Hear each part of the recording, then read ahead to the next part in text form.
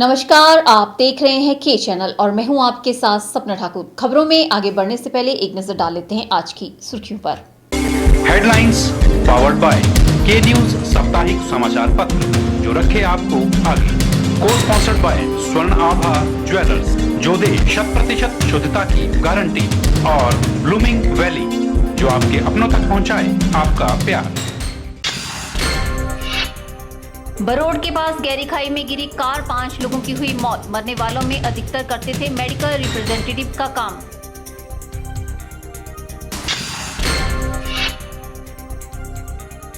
Party चाहेगी तो लड़ेंगी चुनाव, यूथ को साथ लेकर बढ़ेंगी आगे, कहा जिला परिषद अध्यक्षा चंपा ठाकुर ने।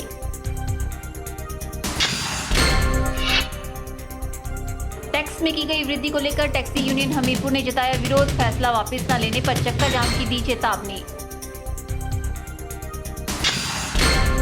और विकसित होते बलद्वाड़ा कस्बे के लिए सरकार के पास नहीं कोई योजना। ग्रामीण आए दिन परेशानियों करते हैं सामना। बीच बाजार से गुजरता है सुपर हाईवे, कभी भी हो सकता है हादसा। बीती रात मंडी और कांगड़ा जिलों की सीमाओं पर बसे बरोड़ से कुछ किलोमीटर दूर धरमंड के पास एक गहरी खाई में गिरने से 5 लोगों की मौत हो गई है। खाई काफी गहरी है, जिसके कारण शवों को निकालने के लिए काफी मशक्कत करनी पड़ रही है और शवों को बाहर निकालने का कार्य जारी है। घटना की तस्वीरें बता रही है कि यह हादसा कितना भयानक था। पुलिस ने 4 शवों की जेबों से पहचान पत्र बरामद कर लिए हैं और शवों की शिनाख्त करवाने के लिए परिजनों को बुलाया गया है। जो पहचान पत्र मिले हैं उनके आधार पर सुभाष पुत्र अमर सिंह, गाँव कटो, डाकर, त्रिफाल घाट, जिला मंडी; अजय कश्यप पुत्र देशराज, गांव पैड़ी, जिला मंडी; अमित शर्मा पुत्र भूमिदत्त, गांव कलखोर, तहसील भोरन, जिला हमीरपुर; और रोहित सिब्बल पुत्र सुधीर सिब्बल, यूपी के गाजियाबाद निवासी बताया जा रहा है। 5वें शव के पास से कोई दस्तावेज नहीं मिला है, जिस कारण इस शव की पहचान के प्रयास जारी हैं। दस्तावेजों के आधार पर इन शवों की शिनाख्त करवाने के लिए मुल्तान पुलिस चौकी ने परिजनों को सूचित करके घटना स्थल पर बुला लिया है। शिनाख्त के बाद शवों का बरोड़ में ही पोस्टमार्टम करवाकर शव परिजनों के हवाले किए जाएंगे। बताया जा रहा है कि मरने वालों में अधिकतर MR यानी मेडिकल रिप्रेजेंटेटिव का कार्य करते थे और बरोड़ की तरफ घूमने के लिए गए हुए थे। वहीं पुलिस हादसे के कारणों का पता लगाने में जुटी हुई है। ब्यूरो रिपोर्ट, के चैनल।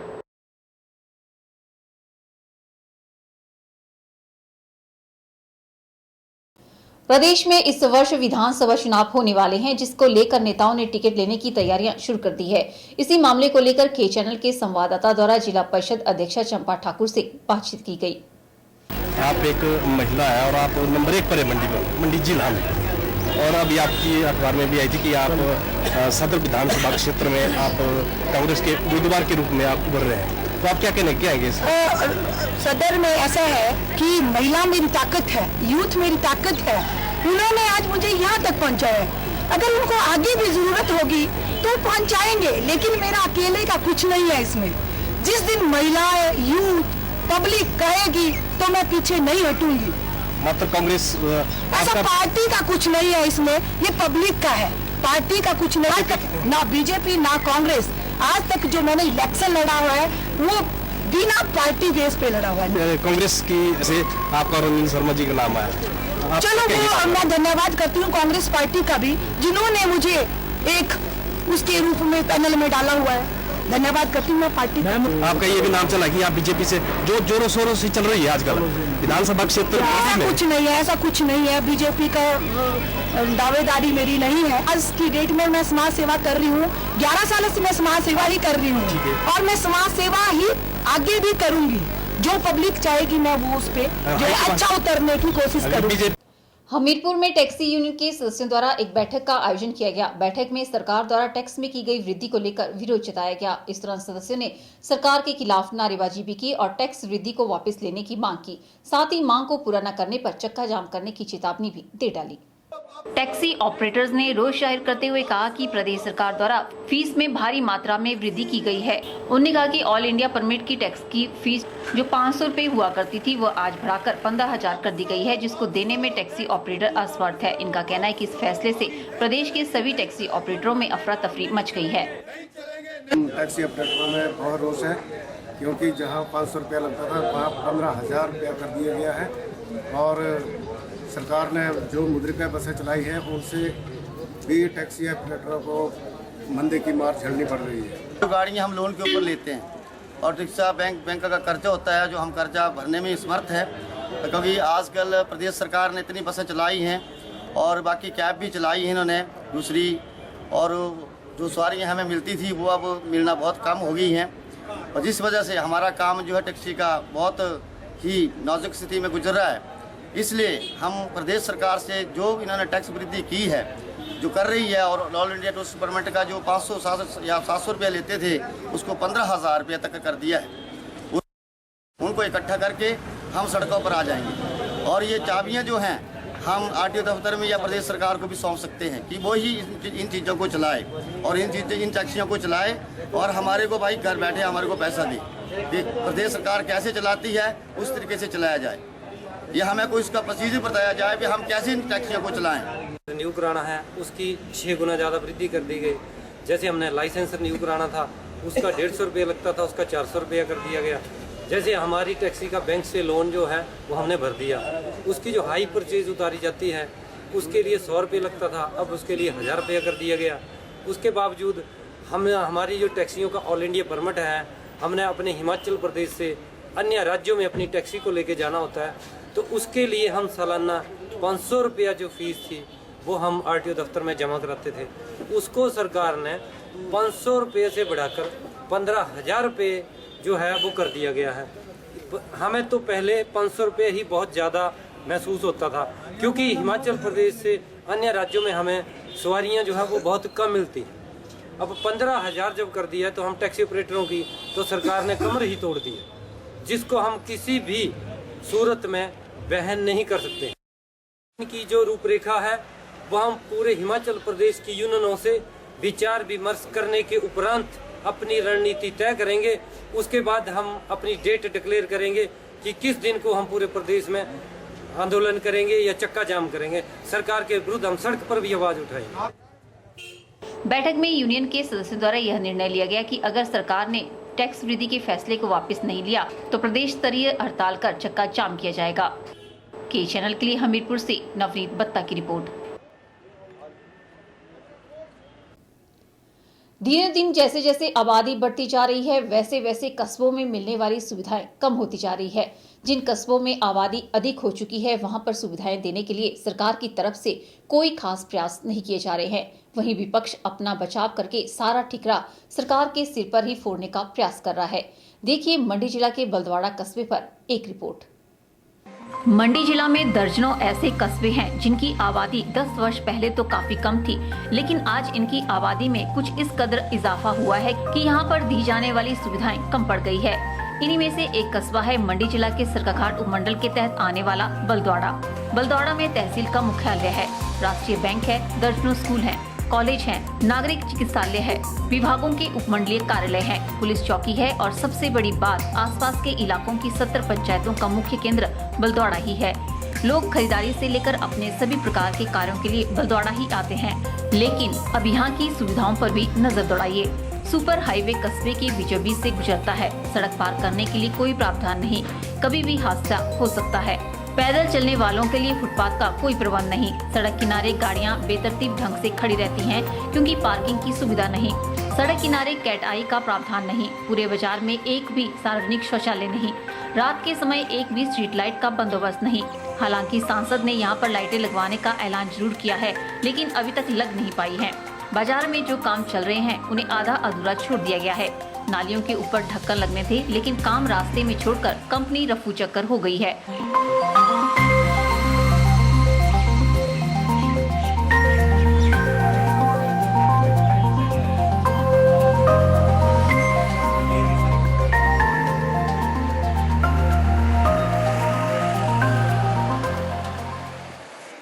स्थानीय निवासी प्रकाश चंद शर्मा और ग्राम पंचायत बलद्वाड़ा के प्रधान सूरत राम ने बताया कि इन समस्याओं को लेकर उन्होंने कई बार शासन और प्रशासन को प्रस्ताव भेजे, लेकिन किसी का भी समाधान नहीं हुआ। सर, बलद्वाड़ा बाजार में अपर बाजार बलद्वाड़ा से पुराना बिजली दफ्तर कम से कम यहाँ 5 स्पीड ब्रेकर लगने चाहिए जी, क्योंकि सीनियर सिटीजन लोग हैं और उनको आने जाने के लिए क्रॉसिंग करना बड़ा मुश्किल है। अगर स्पीड ब्रेकर लगे तो उसमें कोई हादसा होने से टल सकता है जी। उसके उपरांत जनाब रोड साइड लैंड में कोई आई कैट नहीं है जी, हाई कैट लगना जरूरी है, जबकि NH का रोड जो काफी समय से पहले हो चुका है, परंतु कंपनी ने इसकी तरफ कोई ध्यान नहीं दिया। ये हमने कई बार लिखा जी, इनको कई बार बोला, टेलीफोनिक भी बोला, रेजोल्यूशन भी हमने डाला हुआ पंचायत से। इसके बारे में तो बोल रहे हैं कि इसकी सफाई करो और इसको बंद करो, तो अभी ये कुछ कर नहीं रहे हैं। कोई सुनवाई नहीं हो रही? कोई सुनवाई नहीं हो रही है। तो इसके लिए हमने इनको बोला है, साई साहब को बोला है कई बार, भाई ये जो बेतरतीब गाड़ियाँ यहाँ खड़ी होती है इसका प्रबंध किया जाए। दिनों दिन बढ़ते जा रहे बलदौड़ा कस्बे में पनप रही समस्याओं को लेकर हमने सरकाघाट से भाजपा विधायक कर्नल इंदर सिंह से भी बात की। जनाब ने बलदौड़ा कस्बे की मौजूदा हालत का सारा ठिकरा पूर्व विधायक एवं मंत्री के सिर पर फोड़ दिया। कर्नल इंदर सिंह के अनुसार वे अपने इलाके की समस्याओं को लगातार विधानसभा में उठाते हैं, लेकिन सरकार के कानों पर जूं तक नहीं रेंग रही। ये उस व्यक्ति की जो यहाँ मंत्री रहा 35 साल तक, उसकी निकम्मापन ये आपको दर्शाता है। अब हम इस आवाज को विधानसभा में उठाते हैं, नॉर्मल डीओ लेटर लिख के भी उठाते हैं, जिला फोरम में भी उठाते हैं, लेकिन सरकार के कान में जूं नहीं रेंगती। मैं आपको बताऊं, एक तरफ राज्य सरकार ग्रामीण इलाकों में संस्थानों को खोलने पर जोर दे रही है, तो दूसरी तरफ यहाँ के बाशिंदों को मूलभूत सुविधाएं देना भूलती जा रही है। कस्बा दिनों दिन बढ़ता जा रहा है और सुविधाएं घटती जा रही हैं। या यूं कहें कि समस्याएं अंबार बनती जा रही हैं। उम्मीद की जानी चाहिए कि सरकार ग्रामीण विकास में कोई ऐसा मास्टर प्लान तैयार करेगी जिसमें दिनों दिन विकसित हो रहे कस्बों की सुविधाओं पर पूरा ध्यान दिया जाएगा। ब्यूरो रिपोर्ट, के चैनल। यहाँ रुकते हैं एक छोटे से ब्रेक के लिए, जल्द हाजिर होंगे। आप देखते रहिए के चैनल।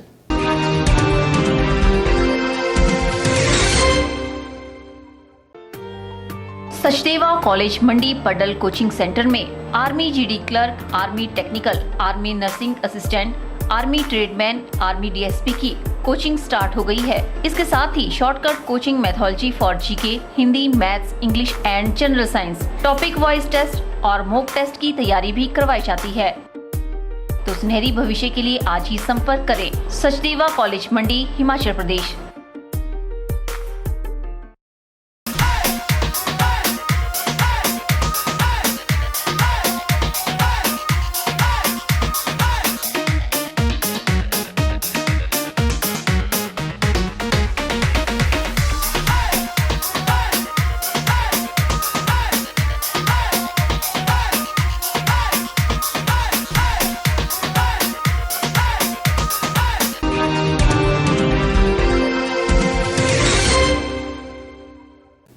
हिमाचल के हर व्यक्ति को स्वास्थ्य बीमा देने के लिए मुख्यमंत्री वीरभद्र सिंह की ओर से पिछले बजट सत्र में घोषित Himachal Pradesh universal health protection scheme को 17 फरवरी की कैबिनेट बैठक में मंजूरी मिल सकती है।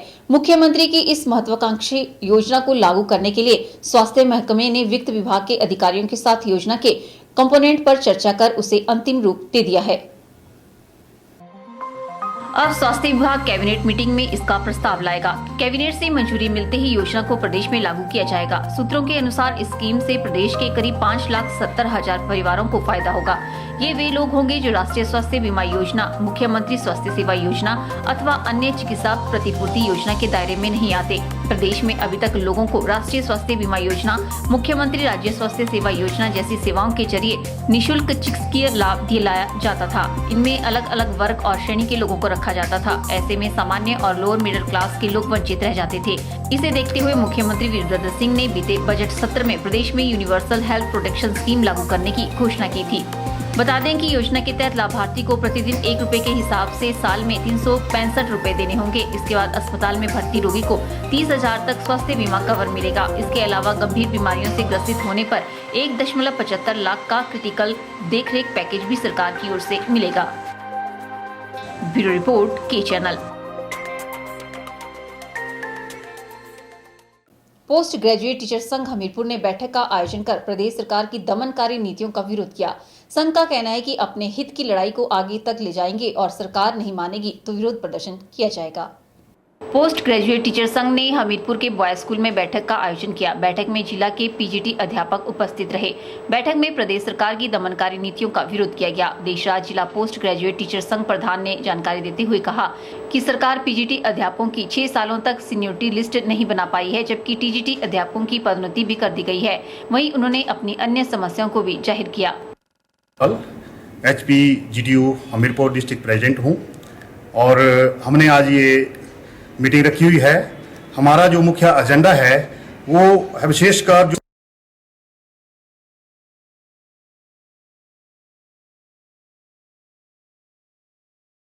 पत्रों के माध्यम से पता लगा है कि 2013 तक के जो है नाम इन्होंने मांगे हुए हमारे PhD साथियों के, लेकिन हमें ये पता नहीं चल रहा है कि वो कहाँ लगाएंगे हमें, क्योंकि हमारी जो सीनियरिटी लिस्ट है वो जो है अलग से जो है बननी चाहिए, क्योंकि हमारे जो साथी जो प्रमोट हुए हैं TGT से PhD बने हुए हैं वो 12 और 14 साल जो है एज ए TGT रहे हैं, तो उनको जो है उस से जो है सीनियरिटी वहीं से जो है सीनियरिटी मिलनी चाहिए। संघ का कहना है कि अपने हित की लड़ाई को आगे तक लेकर जाएंगे और सरकार नहीं मानी तो विरोध प्रदर्शन किया जाएगा। के चैनल के लिए हमीरपुर से नवनीत बत्ता की रिपोर्ट। आर्थिक तौर पर कमजोर बच्चों को एडमिशन नहीं देने वाले कॉन्वेंट स्कूलों पर शिकंजा कसने वाला है। नए शैक्षणिक सत्र में निजी स्कूलों को दाखिला लेने वाले बच्चों का पूरा ब्यौरा उच्च शिक्षा निदेशालय को देना होगा। RTI एक्ट का सख्ती से पालन करने को शिक्षा निदेशालय ने कमर कस ली है। प्रदेश के सभी जिला उप निदेशकों को निजी स्कूलों का विजिट करने के आदेश दिए हैं। राज्य के निजी स्कूलों की हर कक्षा में 25% सीटें गरीब बच्चों के लिए आरक्षित की गई हैं। सरकार ने इसकी गाइडलाइंस की अधिसूचना भी जारी की है। नए शैक्षणिक सत्र से निजी स्कूलों में गरीब बच्चों के प्रवेश को सुनिश्चित करने के लिए निदेशालय सक्रिय हो गया है। हिमाचल सरकार ने ITI के तहत गाइडलाइंस अपनाने को मंजूरी दी है। यह व्यवस्था सरकार से किसी भी प्रकार की मदद नहीं लेने वाले निजी स्कूलों पर लागू होगी। ऐसे में हजारों निजी स्कूलों के लिए कुल दाखिल बच्चों में से समाज के कमजोर वर्गों के लिए 25% दाखिला देना जरूरी हो गया है। यह दाखिला BPL परिवारों से संबंधित या विकलांगता से युक्त बच्चों को देना होगा। SC/ST परिवारों के बच्चों को भी प्राथमिकता देनी होगी। बता दें कि कोटे की सीटों के लिए आवेदन करने वाले बच्चों की संख्या यदि तय सीटों से अधिक बढ़ जाती है तो सीटों का बंटवारा ड्रॉ से होगा। अभिभावकों, SMC और शिक्षा विभाग के प्रतिनिधि की मौजूदगी में ड्रॉ होगा। अगर सीटें कम पड़ जाती है तो अन्य श्रेणियों के बच्चों को मौका दिया जाएगा। जो निजी स्कूल प्रदेश सरकार या स्थानीय प्रशासन की ग्रांट के सहयोग के बिना चल रहे हैं, ऐसे स्कूलों को हर छात्र को मुफ्त में पढ़ाने की फीस राज्य सरकार लौटाएगी। प्रारंभिक शिक्षा के उपनिदेशक अपने अपने जिलों में इस राशि का भुगतान निजी स्कूलों को करेंगे। निःशुल्क सीट के लिए आवेदन करने वाले अभिभावकों से निजी स्कूल किसी भी तरह का पंजीकरण शुल्क और प्रोस्पेक्टर शुल्क नहीं ले सकेंगे। स्कूलों को प्रवेश फॉर्म निःशुल्क उपलब्ध करवाना होगा। निजी स्कूलों में तभी 25% गरीब बच्चों को सीटें उपलब्ध करवाई जाएंगी अगर 7 लगते सरकारी स्कूल में बच्चों की संख्या 25 से अधिक होगी। ब्यूरो रिपोर्ट, के चैनल।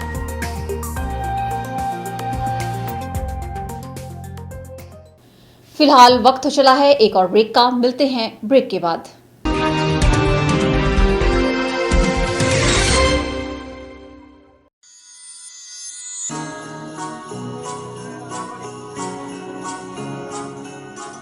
बृंदा ज्वेलर्स, सोने व चांदी में एक विश्वसनीय स्थान। यहाँ आपको मिलेंगे 23 कैरेट व हॉलमार्क के शुद्ध गहने।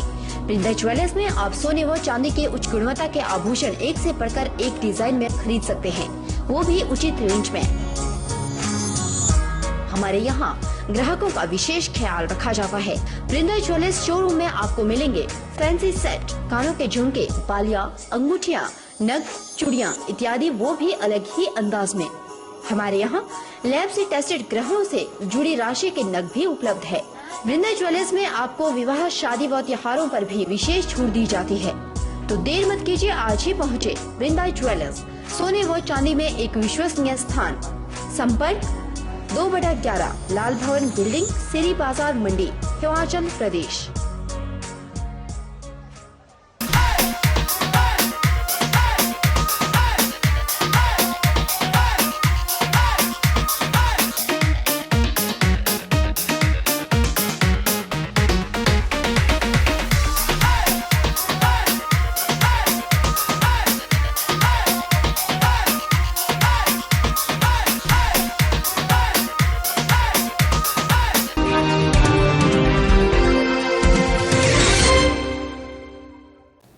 प्रदेश में न्यूनतम पारा घटने से रात के समय ठंड बढ़ गई है। राजधानी शिमला सहित प्रदेश के कई शहरों में न्यूनतम तापमान बीते दिनों के मुकाबले 3 डिग्री तक कम हुआ है। मौसम विज्ञान केंद्र ने 16 फरवरी तक प्रदेश में मौसम साफ रहने का पूर्वानुमान जताया है। न्यूनतम तापमान घटने से रात के समय और तड़के ठंड अधिक बढ़ गई है। प्रदेश में जिस तरह से अधिकतम तापमान बढ़ रहा है, उसी तर्ज पर न्यूनतम तापमान लगातार कम हो रहा है। केलांग में न्यूनतम तापमान -12.9, कल्पा में -2.6, मनाली में 1.0, सोलन में 2.0, भुंतर में 1.5, सुंदरनगर में 3.0, शिमला में 3.7, चंबा में 3.3, पालमपुर में 4.8 और कांगड़ा में 4.1 डिग्री सेल्सियस रिकॉर्ड किया गया है। मौसम विज्ञान केंद्र शिमला के मुताबिक आगामी 2 दिनों के दौरान इसी तरह से न्यूनतम तापमान में गिरावट आएगी। 13 फरवरी के बाद न्यूनतम पारा बढ़ जाएगा। वहीं ऊना में प्रदेश में सबसे ज्यादा अधिकतम तापमान रिकॉर्ड किया गया है। ऊना में तापमान 24.4 दर्ज किया गया है। शिमला में अधिकतम तापमान 15.3, धर्मशाला में 16.8, नाहन में 16.7, सोलन में 19.5, सुंदरनगर में 22.0। वहीं शनिवार को ऊना में प्रदेश में सबसे ज्यादा अधिकतम तापमान रिकॉर्ड किया गया है। ऊना में तापमान 24.4 दर्ज किया गया। शिमला में अधिकतम तापमान 15.3, धर्मशाला में 16.8, नाहन में 16.7, सोलन में 19.5, सुंदरनगर में 22.0, भुंतर में 21.0 और कल्पा में 4.0 डिग्री सेल्सियस रिकॉर्ड किया गया है। मौसम विज्ञान केंद्र ने 16 फरवरी तक प्रदेश में मौसम साफ रहने का पूर्वानुमान जताया है। ब्यूरो रिपोर्ट, के चैनल।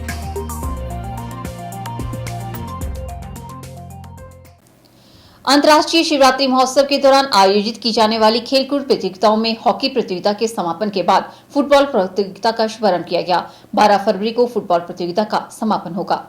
अंतर्राष्ट्रीय शिवरात्रि महोत्सव की फुटबॉल प्रतियोगिता का पड्डल मैदान में आगाज हो गया है। शुभारंभ अवसर पर डीएसपी मुख्यालय हितेश लखनपाल ने बतौर मुख्य अतिथि शिरकत की।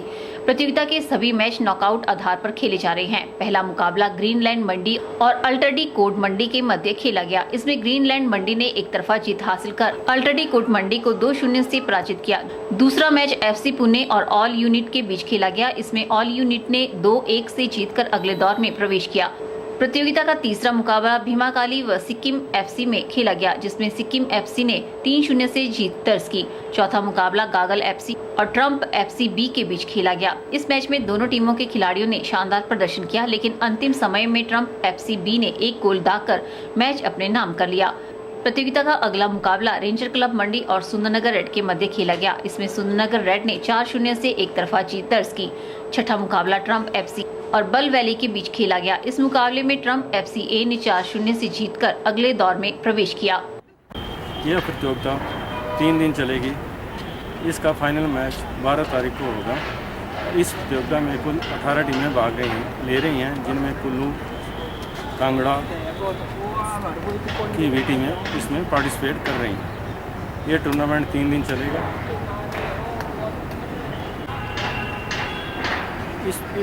इस टूर्नामेंट में जो बाहर की टीमें हैं, उनके रहने और खाने का भी प्रबंध किया गया हुआ है, और जो लोकल टीमें हैं उनको भी हर मैच में रिफ्रेशमेंट दी जा रही है। इस टूर्नामेंट में पिछली बार की विजेता रेंजर क्लब रही थी, जिनका मैच अभी चल रहा है। इस टूर्नामेंट को करवाने के लिए हम जिला एडमिनिस्ट्रेशन के बहुत आभारी हैं, जिनके सहयोग से यह टूर्नामेंट हम सुचारू रूप से चला रहे हैं। प्रतियोगिता का जो उद्घाटन मैच है वो सिक्किम 11 वर्सेस भीमाकाली क्लब के बीच में खेला गया, जिसमें सिक्किम फुटबॉल क्लब 3-0 से विजयी रहा। जिला फुटबॉल एसोसिएशन के अध्यक्ष ने बताया कि 12 फरवरी यानी रविवार को फुटबॉल प्रतियोगिता का समापन किया जाएगा। कैमरा पर्सन युगल के साथ ब्यूरो रिपोर्ट, के चैनल मंडी। यहाँ रुकते हैं एक और ब्रेक के लिए। ब्रेक के बाद भी खबरों का सिलसिला यूं ही जारी रहेगा। आप बने रहिए हमारे साथ।